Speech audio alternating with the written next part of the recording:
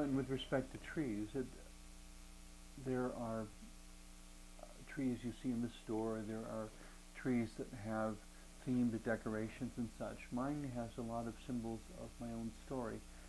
I think the neat thing about holiday trees is that you can totally personalize them.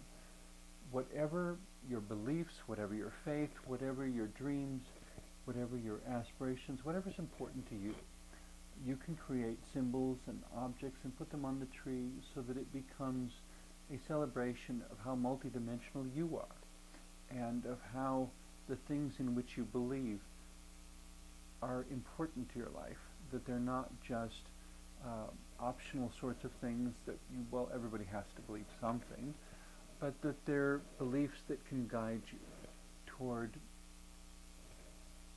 making your dreams come true, toward relationships that are mutually empowering, toward celebrations that remind you of how precious life is, and that for a certain amount of time you get to share in life, and everyone else does too. And to remind us all to value that sharing in life enough that we do not let our disagreements and our differences divide us, but instead create a world big enough for all the diversity that humanity contains, big enough for each person's uniqueness as well. That what's right for me may not be right for you. What's right for you may not be right for me.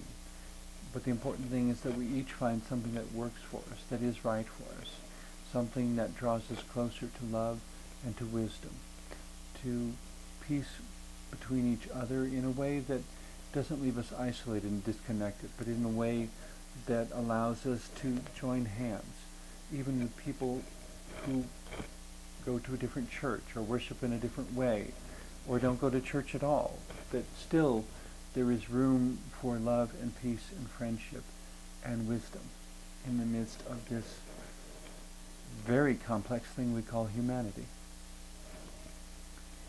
So I attempted to put together a care package of all sorts of different things, some of which have stories and memories that I'll share as we go along. But the care package itself even is an interesting challenge. The ones I received when I was in college more often would be wrapped in brown paper because they were sent to me through the Postal Service. And they would arrive, and I would hope that everything inside was not broken and in good shape and all.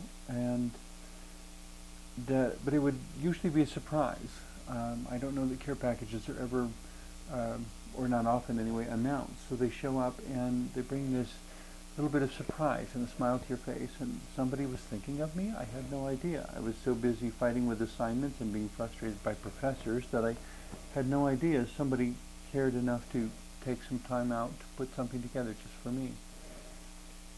And in dealing with each other as care packages also, we never know what's inside, and the phrase "don't judge a book by its cover" has been around so long, and of course so many of us still do it. We meet someone and we think we know who they are, and we don't even know their last name, much less what their history is, what church they go to, where they grew up, whether it was in a city or in some poor country place. We have no idea, and yet we charge ahead as if we knew. And maybe another good thing about this time of year is remembering to take a step back and simply listen, because we may not know. And not knowing can be a wonderful thing because it gives us this golden opportunity to learn. And as we listen to another person and thereby validate their life experience, that we're trusting that what they're telling us is true, that allows them to feel respected and valued, and it begins to build a friendship and a relationship. And we don't have to fix them, they don't have to fix us.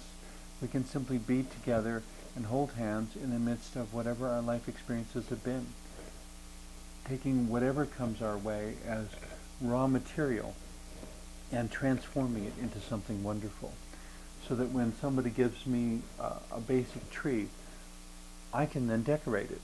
And I can decorate it like the department store window, or I can decorate it as a Christian tree, a Jewish tree, a pagan tree, a Muslim tree.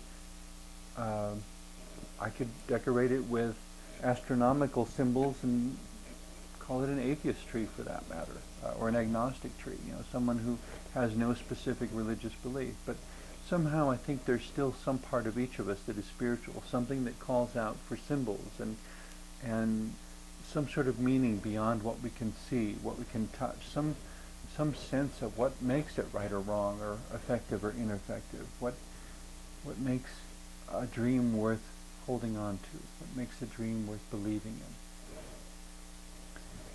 So the care packages come, and there may be a little bit of decoration, which serves no purpose except decoration.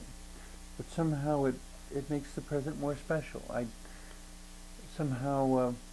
When we were growing up, my family was a poorer working class family, so I don't think my parents ever had more than maybe $50 at the very most to spend on all of us kids for Christmas. So sometimes there was only one present under the tree that we all had to share. Sometimes there was something for each of us. A lot of times presents had to be homemade. Some of them, of course, then didn't fit. Some worked well, some were utilized, some weren't.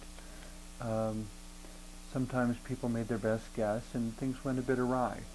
But we made an effort to somehow let each other know that this was a special time of year, and that within that we wanted to convey that to the others that they were special people in our lives. That's the ideal anyway. Of course, there are other occasions where people gave because they thought they were supposed to, or some sense of social obligation, and some of those presents wound up being not only ill-fitting, but also in some cases unfortunate, in intentions and interpretations that went seriously awry. But we'll get to those stories as we go on, and because all of this ultimately, like I mentioned earlier, it's the raw material from which we begin to put together the special moments of our lives, and we can make any moment special if we're willing to apply ourselves to it.